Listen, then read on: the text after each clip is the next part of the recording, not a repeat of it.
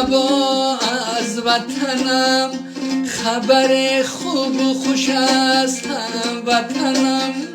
بیرسان مهر و درودم به وطن، بگو بر یاری عزیز این سخنم، بگو بر یاری عزیز این سخنم.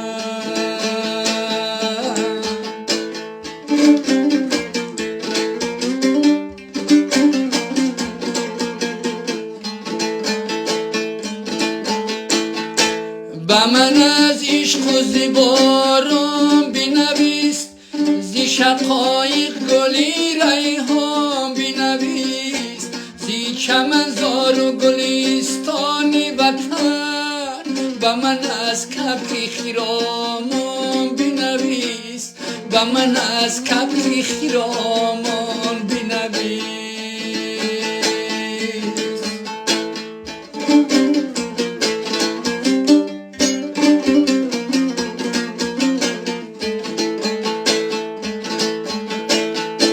بنویس بر منی تنها بنویس، با منی عاشق شیدا بنویس.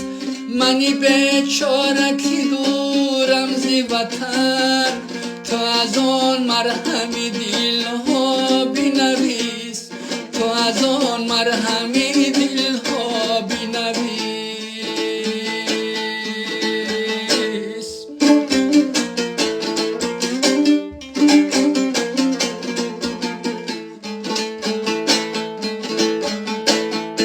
بگو از کوه و دره دشت و دمن، زی پرستی و زی مرغانی چمن. بگو از دختری زیبای وطن، زی همان یاری دل آزرده من، زی همان یاری دل آزرده من.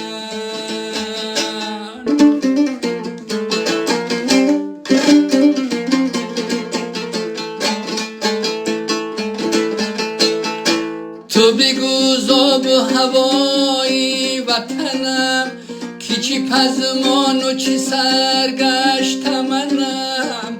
تک و تنها و رو هفتاده مریض، که به غربت شده افسرده منم، که به غربت شده افسرده